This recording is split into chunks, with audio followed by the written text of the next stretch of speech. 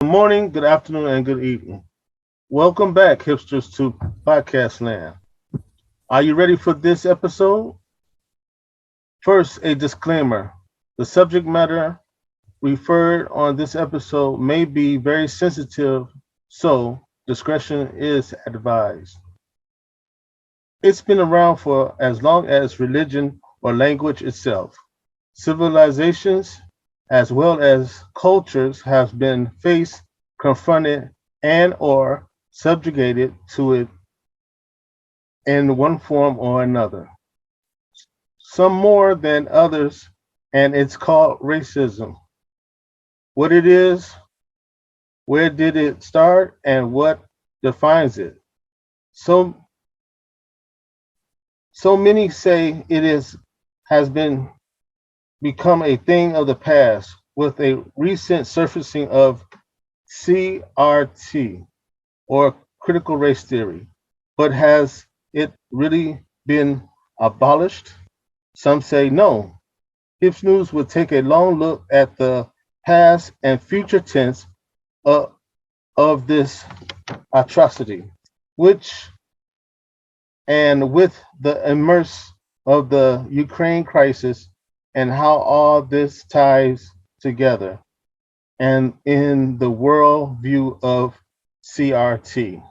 I'm Vessel 1 and with me Vessel 2. Vessel 2, how are you this day? All is good in the kingdom. I'm ready to chop this up because I believe this is a well-deserved conversation. Agreed. Agreed. So with that, let's not hesitate. Let's get into it. Now, Mm-hmm. question is it hidden in plain sight? Hidden in plain sight. This is news to me. Hidden in plain sight. And I show you how deep the rabbit hole goes. I don't have to tell you things are bad. Everybody knows things are bad. Please stay tuned. Hold it now, wait. Please wake up. Educators are facing questions about critical race theory. But what is it and why is it under attack? Critical race theory is an academic and legal concept that's been around for 4 decades. The core idea is that racism isn't just about individual prejudice or bias. It's woven into public policies and laws, even those that seem to be race blind. Single-family zoning, for example, makes it harder to build affordable housing and further desegregation efforts. In K-12 education, people have applied these concepts to patterns of student discipline and tracking systems. Because racism is part of this context of everyday life, people, white or non-white, who don't intend to be racist can nevertheless make choices that fuel racism, the theory says. It's important to note that critical race theory isn't a program or a training or a curriculum. It's a way of thinking about the world. Still, it's controversial because critics, largely though not exclusively conservatives, allege that this way of thinking fuels division or pits people of color against white people. Lawmakers in more than a dozen states have already passed or are debating legislation to ban the use of critical race theory or divisive topics in the classroom. Sometimes critical race theory is conflated with anti-racism and social justice, which are more common terms and concepts used and taught in schools. This might mean that parents or school board members could use the term critical race theory to challenge curriculum and lessons. Proposals to ban critical race theory could have a chilling effect on what teachers teach about certain topics. They might worry that teaching the full history of the removal of Indigenous peoples, or the Civil War, or the Tulsa race massacre will land them in trouble with parents or administrators.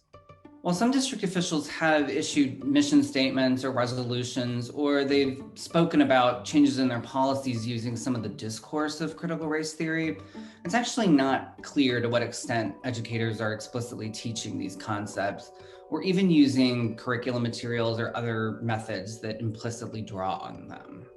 This is a really complex topic, so we encourage you to look at Education Week's resources at edweek.org/race to learn more. Critical race theory. Now, critical race theory, I must say, to begin with, I hadn't heard the term probably a year ago. Now I hear it every day. I think Americans are just starting to hear it. And I think no one knows exactly what it is. They know it has something to do with race, and it's some kind of a theory. Right? How would you describe it? And then we'll ask, how would you describe it? What is critical race theory? I will admit that I read a lot of critical race theory in law school. So, you know, the work of Derek Bell or Gene Stefanczyk This is and the Richard stuff Delgado. no one knows but you and 6 other people. Right. So, but what matters is what is it practically? It's being taught in schools or some form of. Yes, there's a certain sort of crystallized version of it that is a lot less complex than what critical race theory actually is. But critical race theory essentially argues that racism is baked into all the systems of American society and that any sort of neutral system is, in fact, a guise for racial power. And so the argument is made by Derek Bell, for example, that Brown versus Board of Education, this is an argument he made in 1991, that Brown versus Board of Education was actually a way for the white community to leverage its own power. It wasn't an attempt to end segregation in public schools. Even things that are purportedly good in terms of race, so long as they uphold these broader systems, things like capitalism or things like the meritocracy, these things are actually just guises for power. And so what that boils down to in sort of practical terms is all disparity equals discrimination. If you can see any stat where black people are underperforming white people, this means the system was set up for the benefit of white people and that white people have a duty to tear down these systems in order to alleviate the racism that's implicit in those systems. When it comes to schools, what this tends to boil down to is kids who are white have experienced privilege because the system was built for white people, and we have to change the standards. Right. Now, okay, well, so Malcolm, you tell me your definition. Oh, I agree with everything he just said. Oh, great. And I appreciate you being honest in defining of what it's like to be black American, right? That is, I mean, we're talking about a system. That's not fair. No, I'm just saying I agree with all of those suppositions because they are grounded in truth. Today's topic is a hot one, but it's not really talked about so much in the news lately, but it's still valid, I believe. So we're breaking down critical race theory. Yes. So far, we've had a presentation of what it is from 2 different sources. Both of those sources sounded a little bit credible to me. How about you? Did you find the sources to be credible? Yeah. As far as their breakdown of what critical race theory is. Exactly. That's where I was going with it. Yeah, it's credible to their standards, but overall, what I see is that they're trying to push a agenda where that they don't want to take responsibility of the atrocities that has happened throughout the years in America and now worldwide. So it is, like we said, it is a very touchy situation, touchy subject matter to talk about. Some people want to avoid it. Some people don't want to take responsibility. You're right. There are states like from the old Confederacy, I think, who do want to airbrush history. That's not, I think, the majority in this country. If you ask me critical race theory, if you say, does that mean teach history unvarnished? I would say yes. Then I'm totally for critical race theory. If you say, does it mean acknowledging that racism persists today? I would say yes, teach that. Should we have remedial means? That's like affirmative action. There's lots of people who are against that. I'm still for that. I still think when you read the statistics, and I have some of them here, blacks earn 40% less, 90% less family wealth, high poverty high schools, 72% blacks to 31% white, live 6 years shorter, half as likely to go to college, 8 times more incarcerated. These are real statistics. I didn't do anything to your great-great-great-grandfather.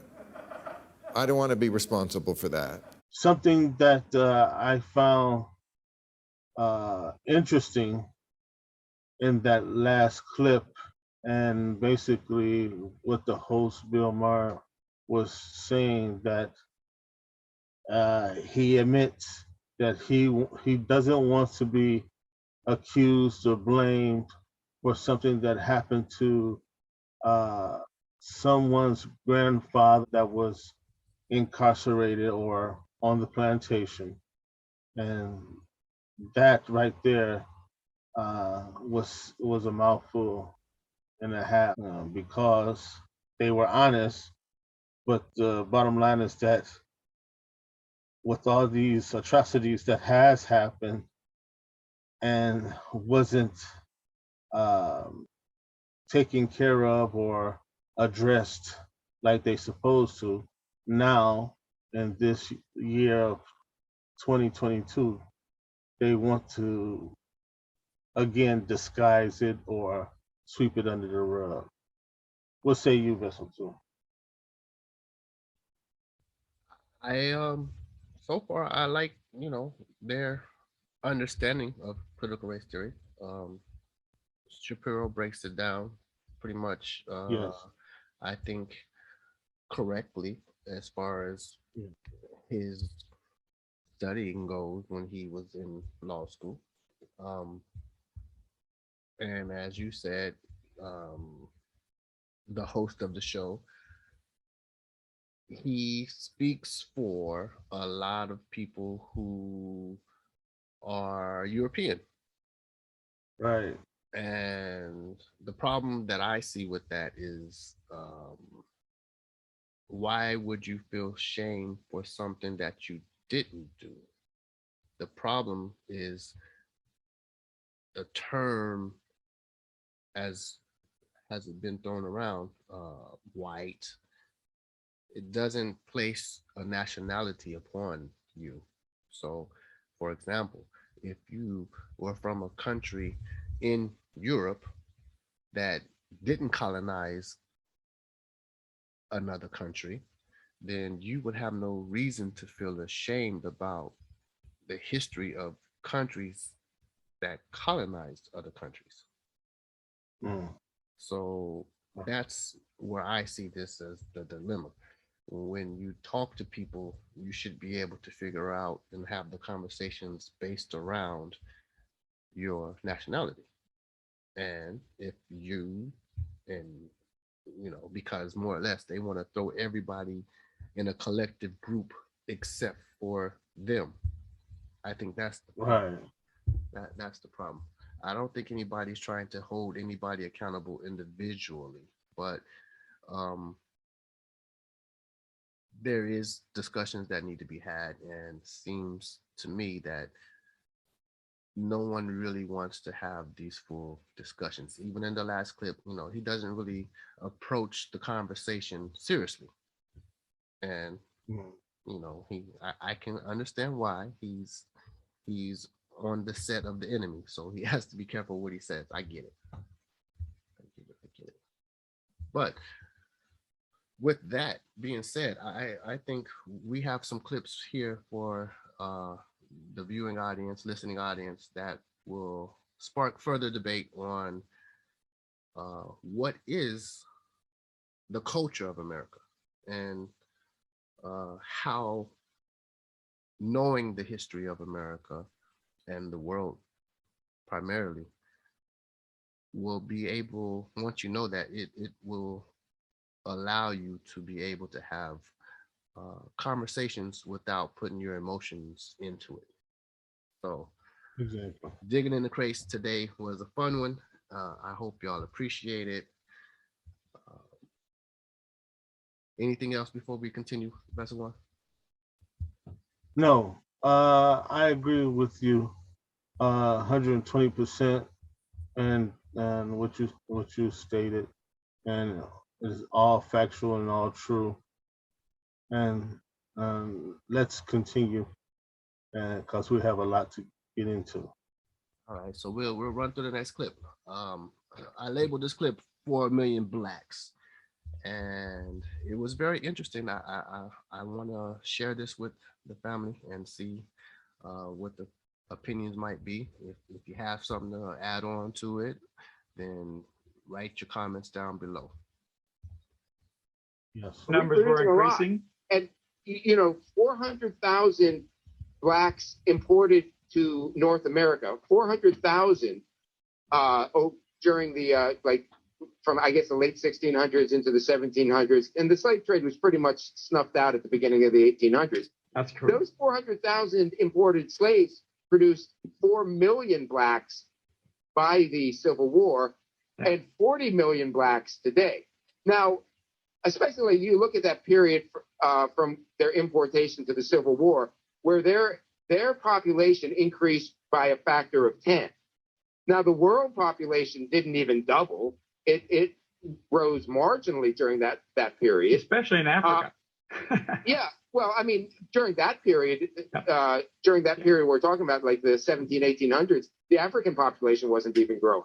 And life in Africa, well, these people who were imported as slaves, for the most part, they were enslaved by other Africans. It wasn't the paradise presented on Roots with the Jewish production. It was not the paradise presented on Roots. Which Alex Haley, by the way, plagiarized from a Jewish mythology writer about that. If you compare the living situation of these slaves on their plantations doing agricultural work, with agricultural workers around the world at the same time, and probably 90% of the population was agricultural workers around the world, certainly the vast majority.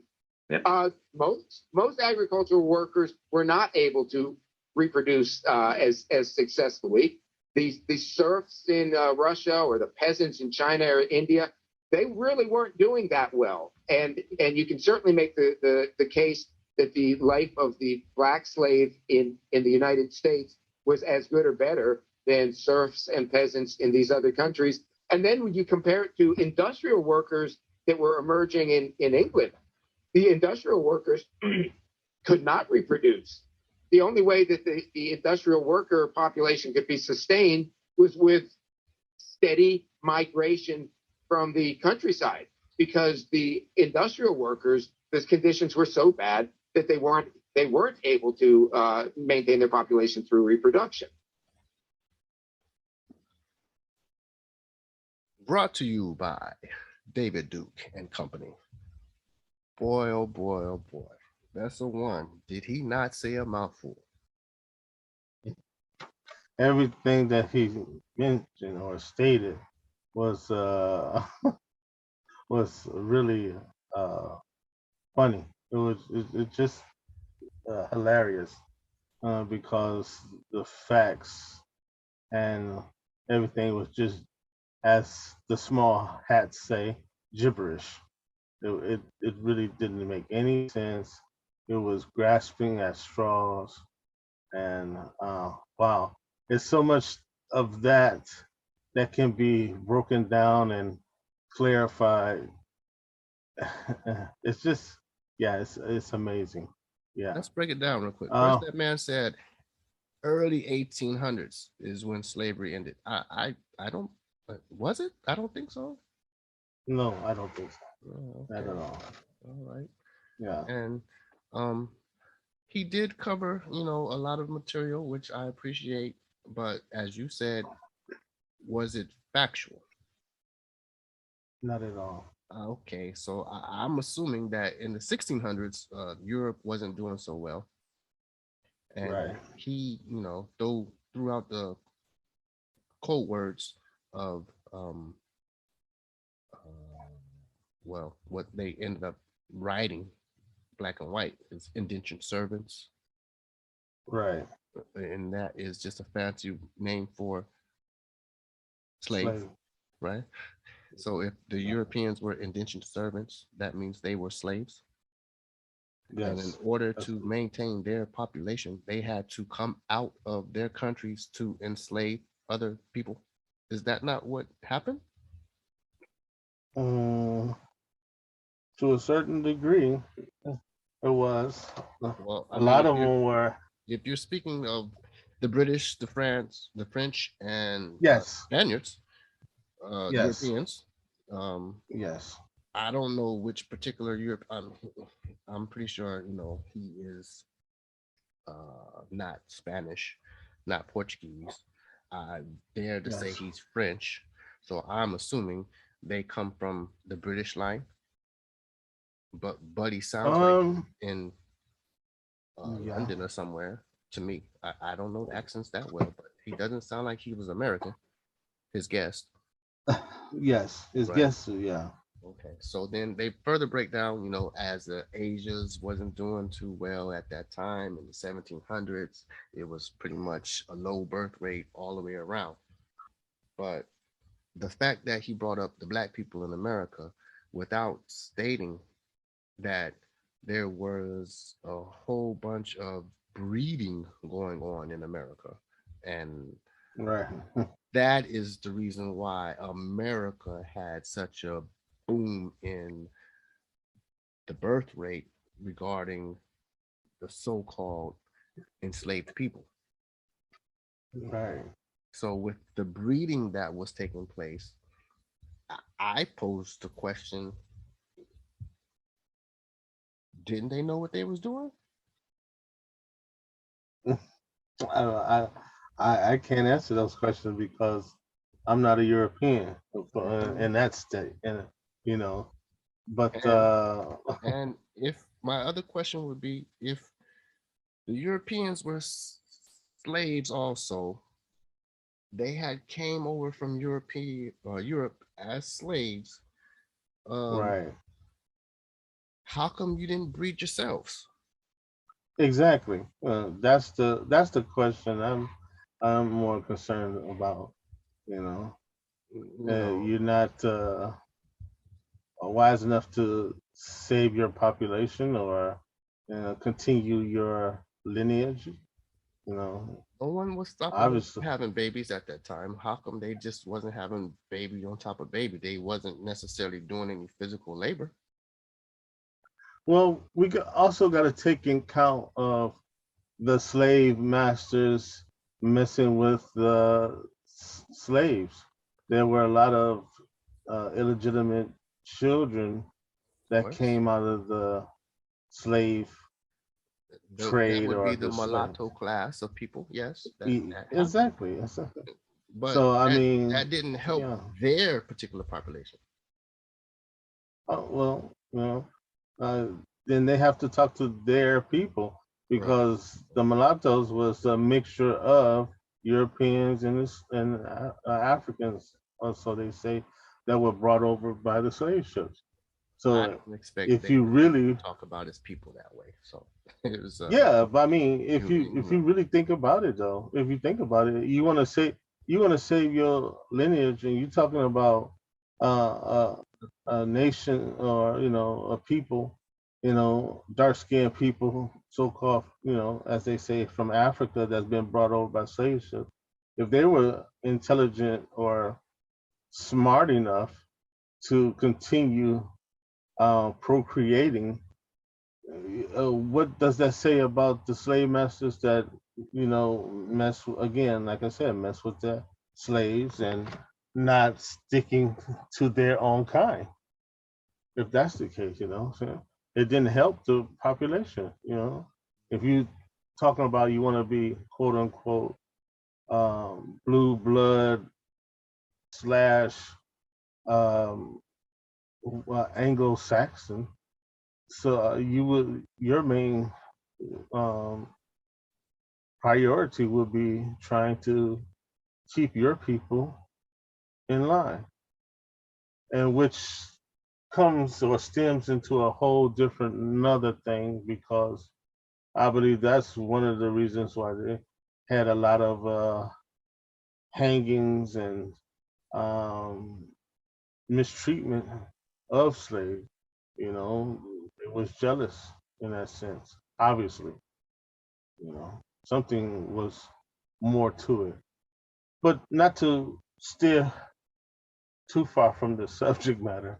It was just like I said. There's a lot of things that he said that could be easily broken down and to get people to think on a different level, especially if we're talking about critical race theory.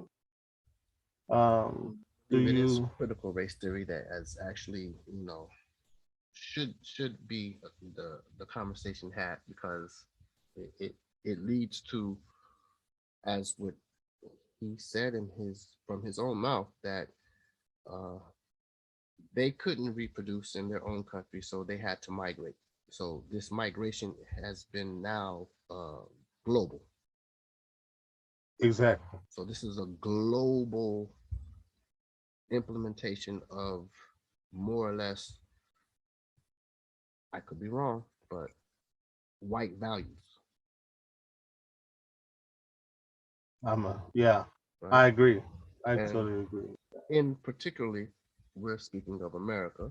So we've already heard the clip where they said, they've admitted that they wasn't reproducing, they had to migrate out of their country, and that ended up meaning enslavement of other people just to maintain their livelihoods. So I thought it would be interesting to break down, or to hear it be broken down to us, as far as what makes the concept of American culture, because the Europeans somehow magically made it to America, but they don't really talk about how and their conditions. And they don't talk about, the records and if or the conditions on their ships on how they were brought to the Americas. Right. Okay. This next piece down the white black values. And so it's not going to be that long. So let's see how this goes. The famous black psychologist Amos Wilson, the late Amos Wilson, he concluded that, quote, to the degree that the values blacks use are originated by whites is the degree black behavior falls and remains under white control. Your subscription to white values you're putting yourself under their control. That's why I say right now our oppression just about requires our 100% cooperation, and we're giving our cooperation to our oppression at this point every time we serve their value system. Hold on, I want to play this "Damage Is Done" real quick. Okay, let's do that, Joe. The West, at some point, they will be damaging themselves. They will be harming their own income streams. At some point, they will diminish their own power because of the damage they've done to the host nations in which they live. At which point, my answer is yes. Yes, they will. But I believe the hatred that fuels these people almost outweighs any other motivation they have. And because of that, and because of their short-sighted desire to bring that anti-white hatred to its zenith as quickly as possible, ultimately, they will create a problem for themselves in the long run as well. Mm-hmm. And that is the instability of the anti-white system, because it isn't based on anything good. It's not based on love. It's not based on productivity. It's not based on it's not based on human rights. No, it's based on hatred. Yeah, if you got that clip, man, you can play it as far as the 5 white values that we supposedly have. Okay. To a white worldview that incorporates 5 white values that we subscribe to. Now we lie and say that we don't subscribe to these values, but the fact is that we do, and our behavior reflects these 5 white values. White value number 1: everything white is good, superior, or valuable. Everything black is bad, inferior, or worthless. And once again, we deny that we subscribe to these values, but on the other hand, denial is the hallmark of addiction. White value number 2: tangibles are valuable, intangibles are worthless. In other words, we pursue money and the things that money buys over relationships. This is what white people do. That's why I call it white value. But we looking at them as a model of how we should conduct our lives, we wind up doing the same thing. We will destroy our relationships over trying to exploit each other just to get some money, so we can get some kind of creature comfort for ourselves. White value, or individually, that is, white value. Number three, white oppressors are trustworthy recorders and interpreters of history and reality. We rely on their worldview. That's why we don't question their newscasts. We don't question their history books. We don't question anything that comes from them. Their definitions of the good life, we don't question, et cetera, et cetera. We don't question capitalism because they tell us it's good. We say yes, and keep going. White value number four, individualism is better than collectivism. Hence, obligations to the group are subordinate to personal gain. We'll betray each other in an instant if we think we can get something personally better for ourselves. And finally, white value number five, the best way to feel good about yourself is by surpassing, outdoing, and defeating someone else in an activity, achievement, or personal characteristic. In other words, this white value promotes constant competition. For the most part, yes, I appreciate everything that Dr. Fox said. The previous clip that I did play was a continuation of David Duke and his guest host, conversating about what they perceive to be the problem between the nationalities regarding people hating or anti-white sentiment amongst non-white people. And it's interesting that they can't figure out that themselves have made this situation possible for everybody to even have these feelings.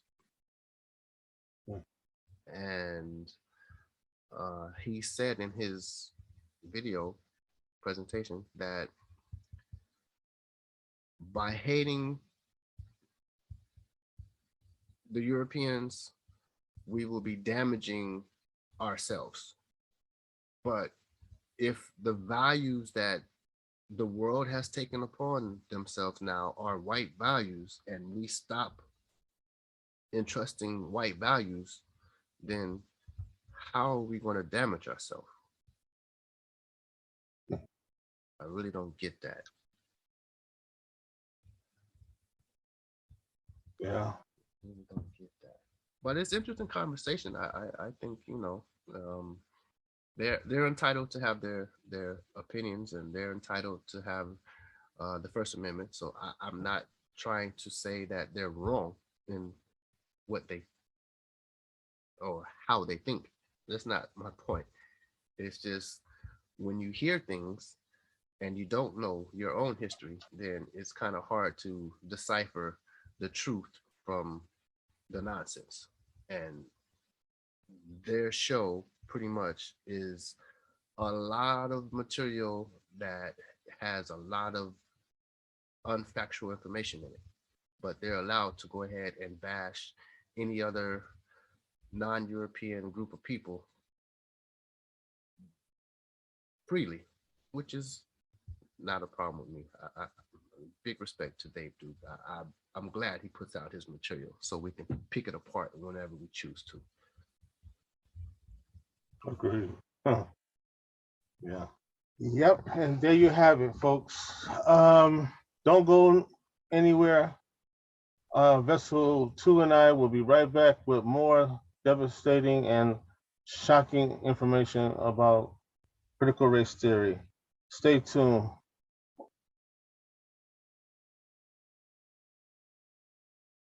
Uh, 3 minutes and 45 seconds. Oh, we got 3 minutes for okay.